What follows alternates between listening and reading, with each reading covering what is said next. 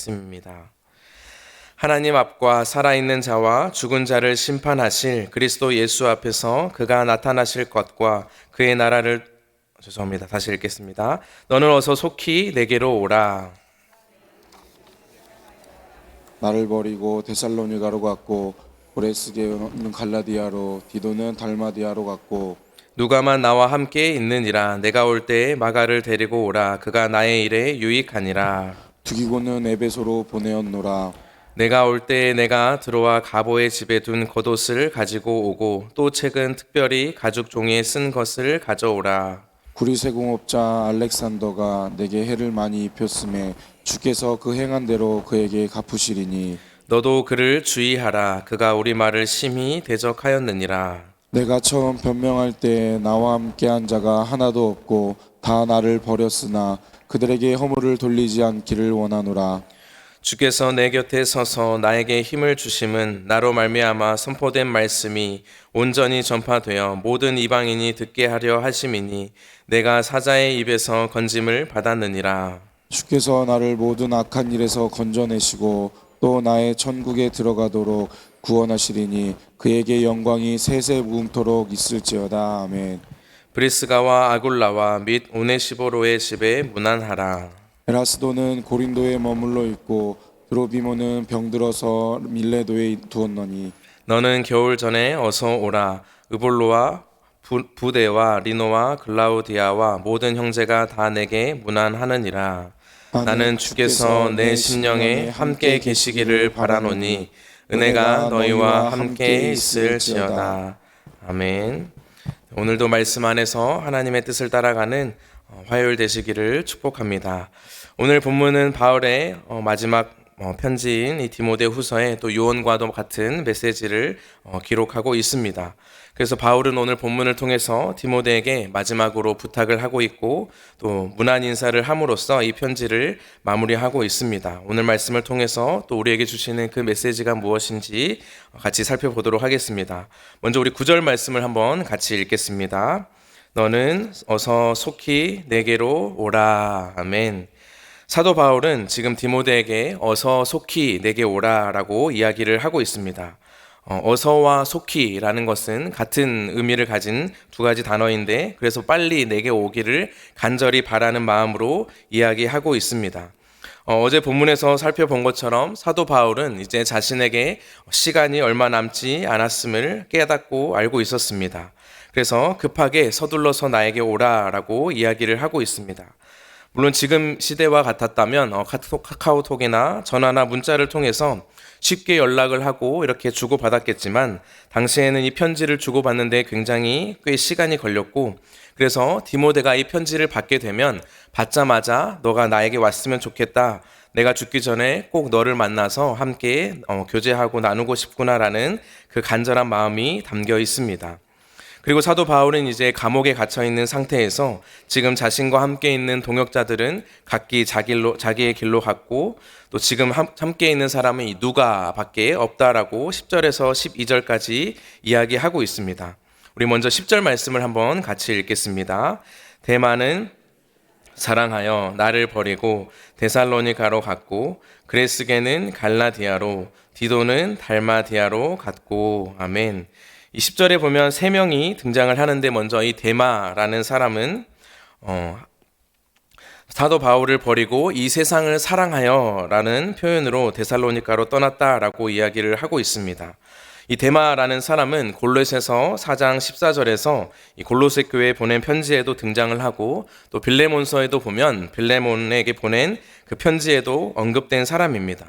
그러므로 이 데마는 처음에는 복음을 위하여 헌신한 사람이었으나 그가 복음 때문에 고난을 당하게 되고 어려움에 처하게 되자 그는 사도 바울을 버리고 이 세상을 사랑한 길을 선택했다라고 이야기를 하고 있습니다. 우리는 이 본문에서 이 세상을 사랑했다라는 이 세상의 의미를 잘 이해하는 것이 너무나도 중요합니다. 데마가 사랑한 이 세상은 조금 더 쉬운 표현으로 보면 우리가 로마서 12장 2절에 보면 이런 말씀이 있었습니다. 너희는 이 세대를 본받지 말고 라고 이야기할 때 이 세대와 같은 단어가 바로 오늘 본문에 쓰인 세상이라는 단어입니다. 다시 말해서 데마가 사랑하여 떠난 그 세상은 하나님의 말씀을 따라가는 세상이 아니라 그 시대의 흐름 또 그 시대의 세상을 이야기하고 있습니다. 데마는 이처럼 세상을 사랑하여 결국 하나님의 길을 포기하고 다시 데살로니가로 갔다라고 이야기를 하고 있습니다.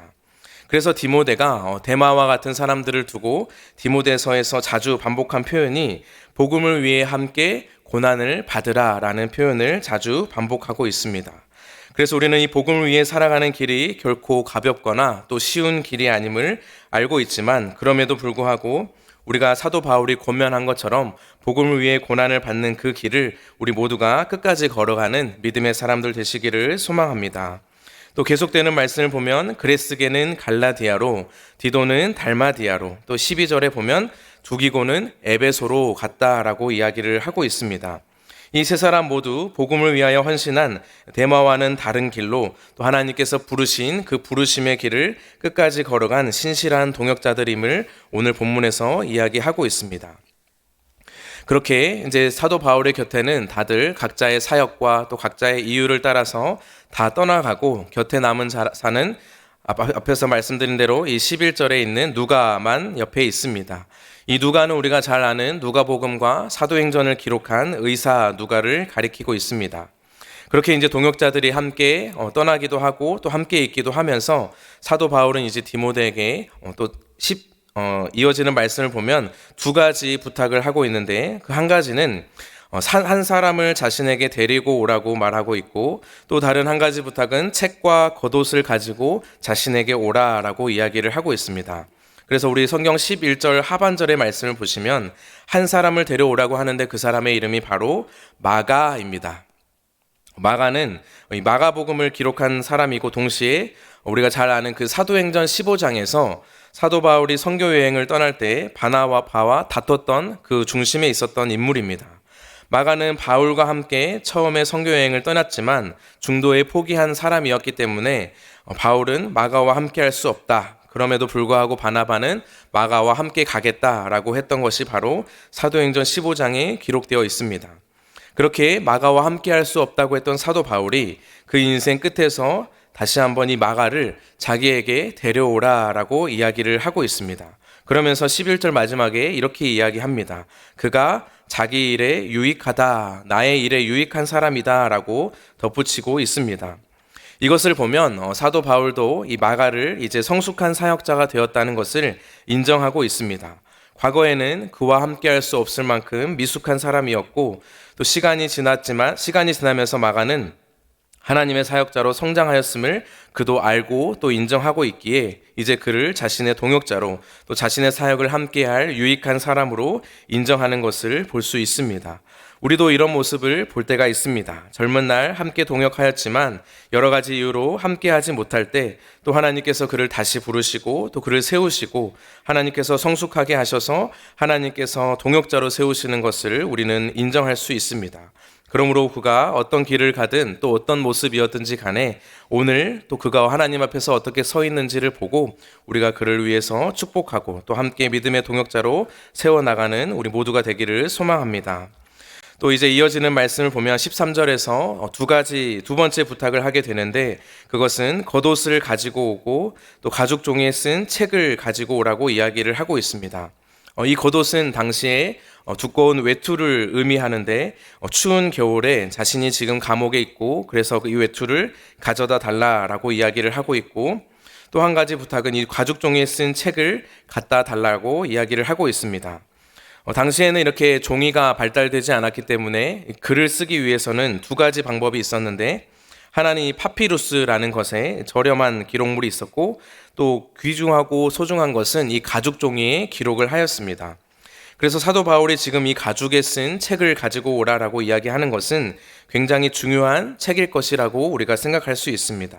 그래서 학자들마다 구약 성경일 것이다 라고 이야기를 하는 학자도 있고 또 어떤 학자는 사도 바울이 교회에 쓴 편지를 가져오라라고 하는 것일 수도 있는데 그 책이 무슨 내용인지는 우리는 알 수 없습니다. 그러나 중요한 것은 이 가죽에 쓴 책을 가지고 와서 자신이 쓴 또 기록물 또는 자신이 중요하게 생각하는 말씀을 가지고 와달라는 부탁을 하고 있습니다.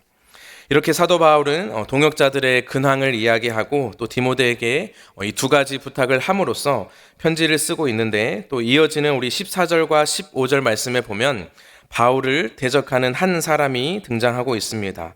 우리 14절과 15절 말씀 한번 같이 읽겠습니다. 구리 세공업자 알렉산더가 내게 해를 많이 입혔음에 주께서 그 행한 대로 그에게 갚으시리니 너도 그를 주의하라. 그가 우리 말을 심히 대적하였느니라. 아멘. 이 말씀을 보면 사도 바울을 괴롭힌 구리 세공업자 알렉산더라는 사람이 등장을 합니다. 그는 사도 바울과 디모데가 전한, 그리고 사도들이 전한 복음을 대적하는 자라고 본문에서 소개하고 있습니다. 그런데 오늘 본문에서 사도 바울이 이렇게 이야기를 하고 있습니다. 그를 대할 때 그와 똑같이 우리도 대적하라 라고 이야기하지 않고 주의하라 라고 이야기하고 있습니다.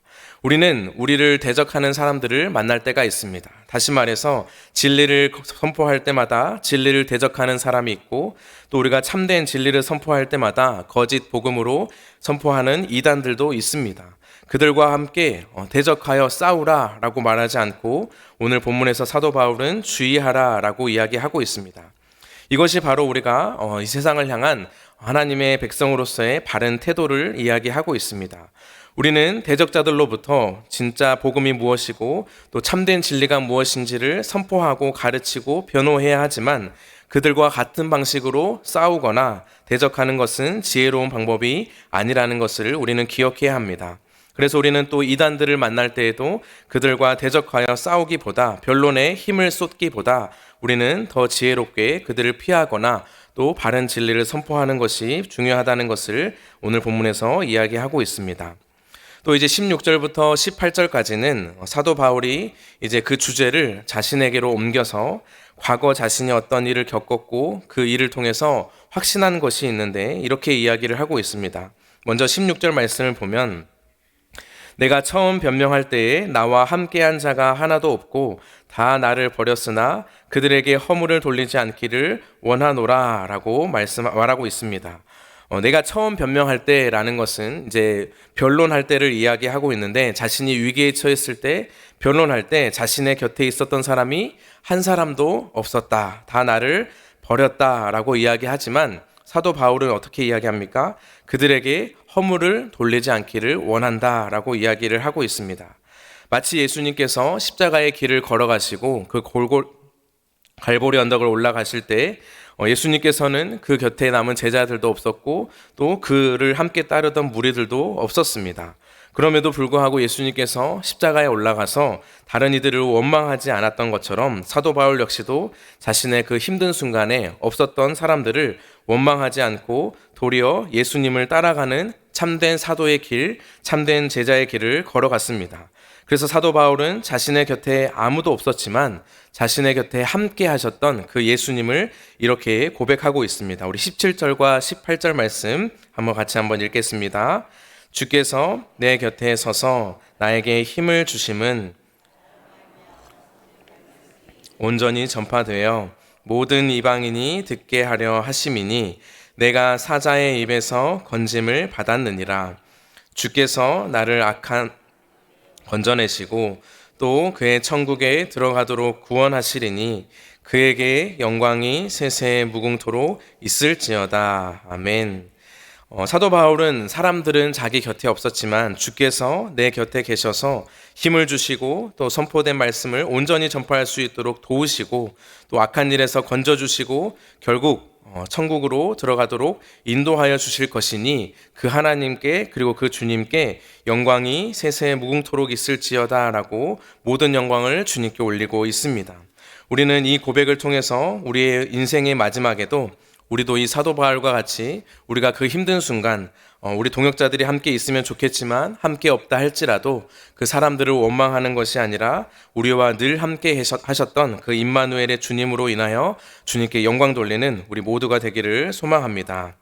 이제 마지막 단락인 19절과 22절의 말씀을 보면 사도 바울이 다른 편지에서와 같이 또 디모데 근처에 있는 동역자들과 또 사도 바울 곁에 있는 동역자들을 통해서 문안 인사를 전하고 있습니다. 그래서 함께 동역하였던 브리스가와 아굴라, 또 오네시보로, 에라스도와 드로비모와 같은 믿음의 동역자들에게 대신 안부를 전해달라라고 이야기를 하고 있고, 또 20절부터는 다른 동역자였던 으블로와 부데와 리노와 글라우디와 모든 형제가 디모데에게 또 문안한다라고 이야기를 하며 인사를 하고 있습니다. 그리고 사도 바울의 편지의 시작과 마지막에 늘 등장하는 표현이 있는데, 우리 22절 말씀 마지막으로 한번 같이 읽겠습니다. 나는 주께서 내 심령에 함께 계시기를 바라노니 은혜가 너희와 함께 있을지어다. 아멘. 사도 바울은 이제 너의 마음에, 그러니까 너의 심령에 주님께서 함께 계시고 그 은혜가 너희와 함께 있기를 바란다라고 편지를 마무리하고 있습니다. 이 편지의 마지막 이 축복이 또 우리 초청교회 성도님들의 심령에도 함께하고 그 은혜가 넘쳐나기를 축복합니다. 오늘 말씀을 통해서 우리는 두 가지를 좀 같이 한번 묵상해 보길 원합니다. 하나는 동역자들에 관한 내용입니다. 사도 바울 곁에 함께 있는 사람이 있는가 하면 또 사도 바울을 버린 사람이 있고 또 하나님의 부르심에 따라 사도 바울을 떠난 사람들이 있습니다. 사도의 인생에 있어서 다양한 관계와 또 이런 동역자들의 모습을 보면서 우리는 지금 어떤 동역자로 살고 있는지를 돌아보는 것이 중요합니다. 또한 우리가 다양한 이유로 함께하지 못할지라도 우리가 세상을 따라가고 있는지 아니면 하나님의 나라를 위하여 복음을 전하고 그 복음을 위해서 고난을 감수하는 삶을 살아가고 있는지를 돌아보는 이 아침이 되기를 소망합니다. 우리는 늘 믿음의 동역자와 함께하면 좋겠지만 또 각자의 부르심과 여러 가지 상황과 이유에 따라 다른 곳으로 떠나고 보냄을 받게 될 것입니다. 그러나 우리는 이 사도 바울의 편지에서처럼 뒤늦게 그 사람과 또 교제를 하고 소식을 들을 때 그 사람이 지금 어떻게 살고 있는지 아름다운 소식을 전하고 나누는 저와 여러분이 되기를 소망합니다. 또 다음으로 한 가지 더 묵상해 볼 것은 우리가 가장 힘든 순간 너무나도 끝이 보이지 않는 고통과 고난의 터널을 지나갈 때 우리 옆에 동역자들이 또 아무도 없을 수도 있음을 우리는 기억해야 합니다. 물론 사람들이 함께하지 못한다 할지라도 우리의 마음에 감사가 넘치는 것은 늘 우리와 동행하시는 그 주님이 임마누엘로 함께 계시기에 우리는 주님이면 충분합니다라는 이 고백이 있어야 합니다. 그래서 사도 바울이 그의 곁에 아무도 없었을 때 그들을 원망하지 않고 도리어 나와 함께 내 곁에 계셨던 주님으로 인하여 위로를 받고 영광을 돌린 것을 보게 되었습니다. 우리는 그 삶의 끝까지 하나님께서 동행하시고 또 우리의 삶을 지키시는 분이심을 믿고 그 하나님께서 우리를 끝내 천국으로 인도하시고 구원하여 주실 것이라는 이 믿음을 가지고 내 옆에 누가 없다 할지라도 힘든 순간 나를 돕는 이가 없다 하더라도 모든 영광을 주님께 올려드리는 우리 모든 초청의 성도님들 되시기를 축복합니다. 기도하겠습니다. 하나님 아버지 감사합니다. 오늘도 디모데후서의 마지막 편지를 보면서 마지막 내용을 통하여 우리에게 주신 귀한 메시지를 기억하게 하시니 감사를 드립니다.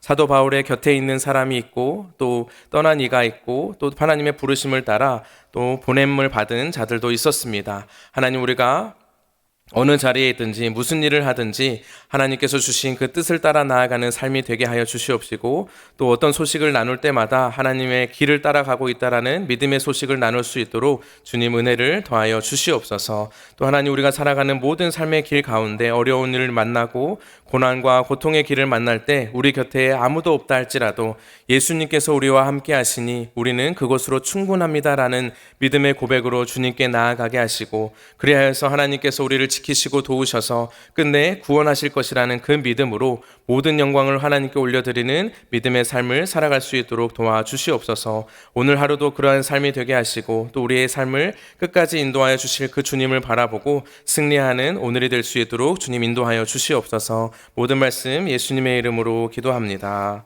아멘. 우리 계속해서 기도할 때 우리 특별히 이번 주간에 마무리되는 양육과 모임들이 있습니다. 잘 마무리되고 또 그 시간을 통해서 그리스도의 몸으로 하나 되게 하시고 또 그리스도를 더욱 닮아가는 성숙의 시간이 될 수 있도록 기도해 주시기 바랍니다. 또 이번 주 토요일에 있을 중고청 초청의 밤을 위해서 기도해 주셔서 기독교의 이 아름다운 문화 사역이 이 지역에 선한 영향력을 끼치고 복음을 나누는 귀한 은혜의 시간 될 수 있도록 기도해 주시기 바랍니다. 또 말씀을 생각하며 또 각자의 기도 제목을 가지고 이 시간 주님의 이름 한번 찾고 기도하겠습니다. 주여